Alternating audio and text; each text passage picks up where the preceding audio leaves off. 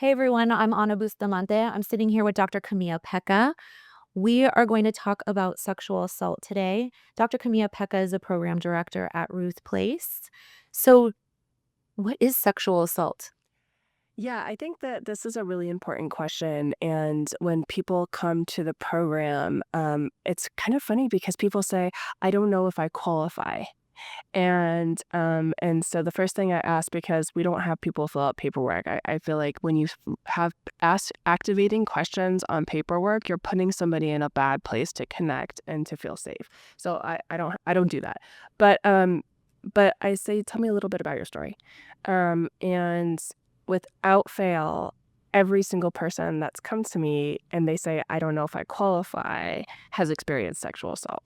I think it's interesting because when we think about sexual assault, we think about the criminal aspect of sexual assault, which is commonly, rape, physical, some type of physical harm, but does not include everything else that can happen that is a violation of somebody's boundaries sexually or of their body.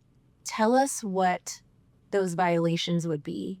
What are the other forms of sexual assault that Yeah. most people wouldn't seem are? Yeah, so I think that a lot of the sexual assault that nobody talks about, and I think that, this is one of those topics where people ask me, "Oh, you do that?"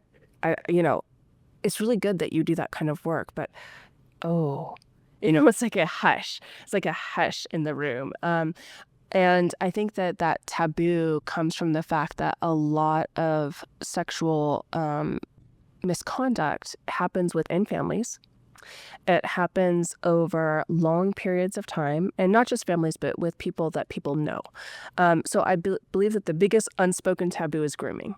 And grooming happens all over the place. It happens in workplaces. It happens in families.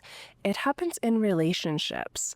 I think that one of the biggest things that I've noticed since starting the program is that there's a lot of people who are in marriages, serious relationships, partnerships, where the grooming started very early. And because it was relationship based, it was very normalized. Like, oh, this is what you do for a partner.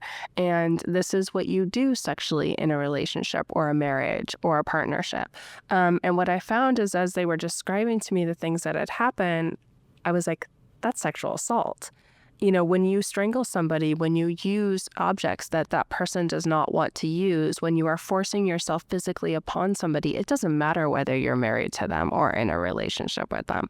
That is not consensual, and that is physically aggressive. And so when we think about those things, those are a lot of the things that happen. And I think that we have the grooming, which is one thing that happens also a lot with young people. So when I think about young people in relationships and children particularly, I think about the fact that they're groomed from a very young age. They're given special attention. Usually they're children that sometimes have been outcast by other family members. So like they may be a child that is, a child that gets less attention or less love or is less academically proud or whatever. And the person that is grooming them will purposely find the child that needs the most love. And they use the love as a way to then get a way in to eventually be able to use them sexually. When you say the word grooming, I feel like a lot of people might not know what you mean by that. For me, my experience with grooming is someone testing your boundaries. Mm. Oh, okay, well, she was okay with that, so I'm going to do this now. And it kind of keeps getting built up. And I'm like, oh, well, yeah, I was okay with that. And now I feel weird about it. And it's this kind of slow burn. Tell people what grooming act like, if we could define that. What does that mean? Yeah.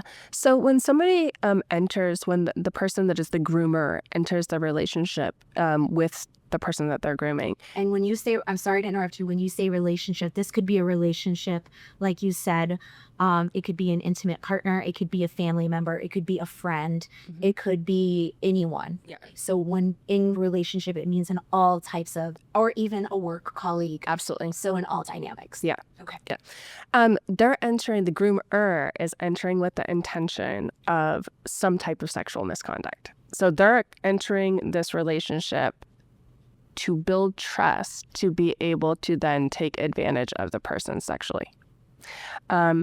And so they are entering with that. The other person who is part of the relationship, and it is a relationship because this is built around the person thinking that they can trust this person. They do a lot of what I call foundation work to prove themselves as good people, as trustworthy people, as people that might love the other person, that might care for them in a way that other people don't. So it's what I call slow burn. So they, in their mind, know what their goal is from the very beginning. They're in it for the long game. Yeah. But they will spend the time, effort, and energy and when you think about like the physical act of grooming, is to pet, is to brush, is to be made pretty. It's the same type of thing. So when we think about these are longer relationships where the person is putting, and usually it's somebody older, not always when we get to adult relationships, but when in child relationships, a lot of times it's somebody that's older. Doesn't have to be adult child. It can be an older child too. So when we think about that, it's not always that dynamic. But it's somebody that has some type of power. So they might have financial power, they might have relational power, they might have emotional power, they might have some type of power over the person, which means that they have a really easy way to say, shh, this is normal. This is okay. It's just because I love you. And so they play into that dynamic. It's very, very much a form of relational abuse. So when we think about it, even if it doesn't end up sexual at the end, grooming is a relational abuse act. So when we think about it, it may not even get to that point, but when we're looking at sexual abuse and sexual assault, it usually has gotten to that point. And that can be inappropriate touch. That can be exposing people to pornography or inappropriate things, taking people to places where they don't feel comfortable, whether that's a sexual encounter or exposing people to visual things. And we have to remember that if you're exposing a child to pornography and watching it with them and being aroused by it and bringing the child into that situation, that is sexual assault. So it's not always that they're physically being touched. And I tell people all the time, oh, I witnessed this, or I saw this, or they brought me to see this, or they exposed me to this, or they made me watch them do this. That's sexual assault. So when we think about it, these are things that are unwanted and inappropriate for age level or for just somebody in terms of what they're consenting to. So the grooming process is huge. And we now have a big spotlight on trafficking, which rightly so, we should. But it all starts with grooming. So these trafficking relationships, 9 times out of 10, start with some type of online grooming or in-person grooming. So they will go and they will find places where people are vulnerable, or places where people, especially women, but males as well, where they can kind of tap into a population that may be looking for that love, or maybe looking for that connection, or just maybe in like dire straits financially, or, have some type of vulnerability. And that's where they start kind of using those as kind of sites, as breeding sites to start these inappropriate relationships. But a lot of it happens online. So a lot of it, unfortunately, we're seeing happening online. It used to be that we really only saw a lot of this grooming in families, and we saw it in person, but now there's the whole element of the online grooming as well. Which is a whole other topic. Definitely. You did mention at some point that sexual assault is a hidden pandemic. What did you mean by that? Because I took it as we have sexual assault that we've considered just by, or seen, or what we think it is through media, just like a clean, okay, that rape, we know is sexual assault. But what are and to me, that's not a hidden pandemic. The reason why it is hidden is because people aren't speaking about it, because we're carrying the guilt and shame from our abusers. Which is wild. But my question to you is what is because you brought up the online sex trafficking, things that are, hidden that way, but what are the other hidden elements?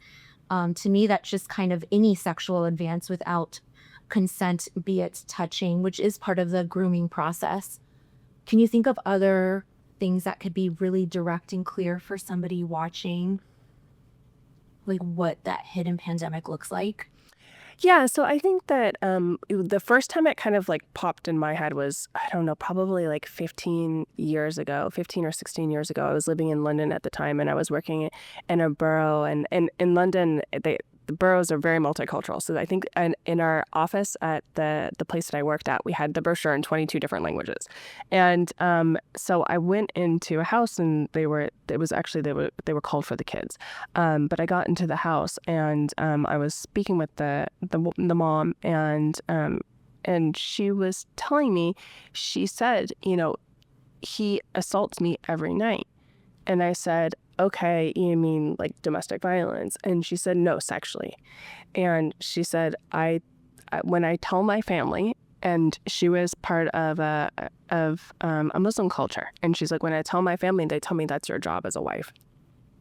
She says, but I'm going to kill myself because I am physically assaulted every night. And then I have to get up and get my children to school and pull myself together and try and take a shower.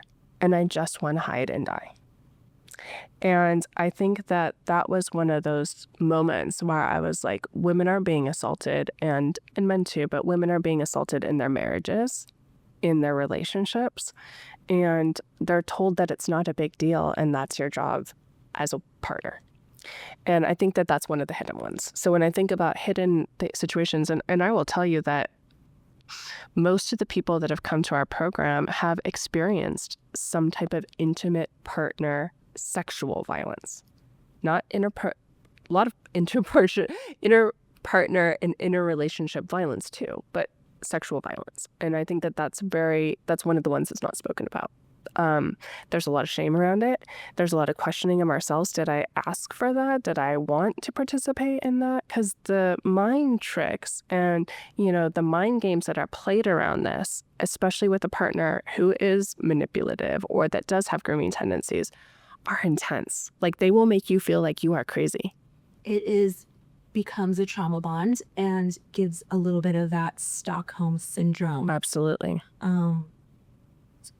I don't even know, but it is a Stockholm syndrome or a trauma bond connection, because you do start to feel scared. Yeah. And this is the way I survive. Yeah. So I'm going to cater to my abuser so that I can wake up tomorrow and feed my kids and shower and stay alive. Yes, absolutely. Absolutely. And I think that there's shame in the things that people are made to do in these situations. So I think about the other epidemic or the pandemic that surrounds us, it's the shame. And so when I think about when people tell me, why didn't I report? Why didn't I, come forward? Why didn't I say anything? Because the shame is so powerful around what you're made to do in these relationships. And it's not healthy sexuality. It's not normal, but it is what you have to do to stay okay in some of these relationships. So it's like, it's very challenging. I mean, I've heard stories that when I think about it, and when the person has told me the stories after they left the relationship, they're like, what the fuck was wrong with me? But when you're in it, it's totally different. Yeah, totally different. So I feel like that's part of it. I feel like there's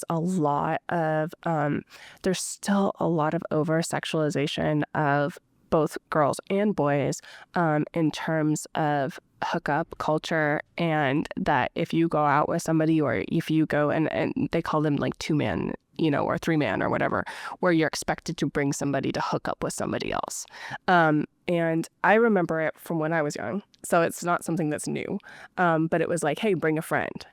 It ain't no fun if the homies can't have none. Like, it was like you are expected to bring somebody to put out if you're going to hang out and party.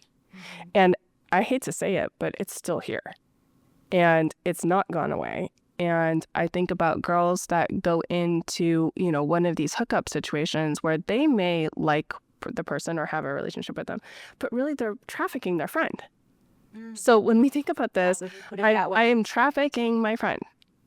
I'm bringing my friend in to have a sexual interaction with somebody they don't know, almost as a commodity.